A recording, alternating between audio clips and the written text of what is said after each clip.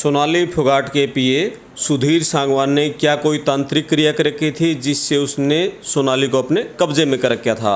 और हम बात करेंगे सोनाली फोगाट के सबसे करीबी रहे, उनके राजदार रहे छोटू बेनीवाल से। छोटू बेनीवाल लंबे समय से उनके साथ थे और इनकी कई बार पीए सुधीर सांगवान से तू में भी हुई थी। उस सारी बातों पर आज खुलासा करेंगे। आप मेरे साथ बने रहिए। मैं आपका दोस्त करमपाल। चैनल को सब्सक्राइब करें, वीडियो को शेयर करें। अब बात करते हैं। भाई साहब नमस्कार। नमस्कार करमपाल भाई। ठीक है। सबसे पहले भाई साहब ये बताओ कि जैसे सोनाली बाहर जो इसका एक दबंग मतलब नेत्री के रूप में उसकी छवि बनी हुई थी जी।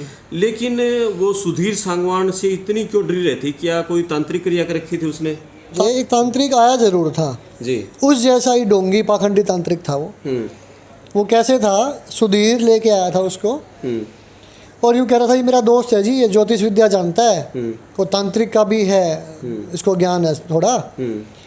तो फिर बोली अच्छा, तो कोई भी औरत हो आदमी हो तो शॉर्टकट सबको अच्छा लगता है, भी तांत्रिक कुछ अच्छा कर दे तो अच्छा हो जाएगा।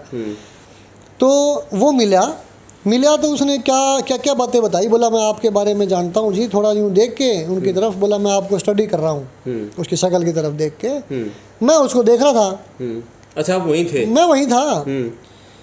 और सुधीर लेके आया था? सुधीर लेके आया था जी।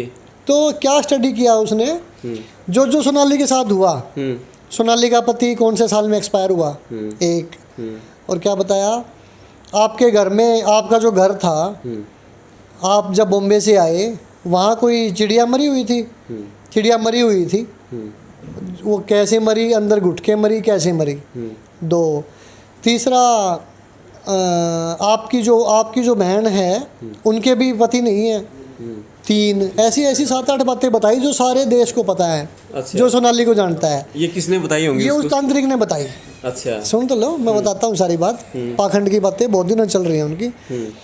तो 7-8-10 बातें उसने बताई जो मुझे ही पता थी। मुझे कोई पूछता भाई इनकी पति की मौत कैसे हुई, कब हुई थी, मैं बता देता फलाने सन में हुई थी। भाई कोई चिड़िया मर रही थी, चिड़िया तो वैसे ही अंदर रुक जाती है, मर जाती है, अंदर घुस गई, बाहर निकलना नहीं जाए तो मर गई वो। तो ये बातें थी, 8-10 बातें उसने बताई जो उसके साथ हुई थी, जो उसके परिवार वालों को पता थी, आस पड़ोस के लोगों को सबको पता है। तो कोई अनजान आदमी किसी को ये बातें बताए तो एक बार तो जचती है बातें, भाई हाँ भाई ये बता रहा है तो तांत्रिक ही है, जच गई ये बातें।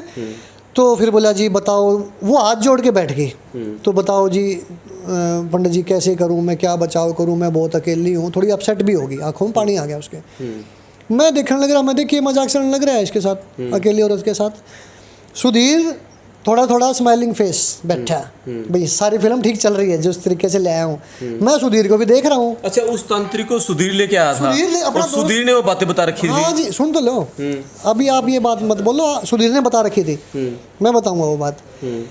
सुधीर को बातें सारी पता थी, सुधीर ने वो बातें उसको बता रखी थी, भाई ये इसके साथ हुआ है, बूढ़ी औरत है, इसने तो बात बताया होगा तो इसके जच जाएगी, और मेरे थोड़े से पंप मारे हो।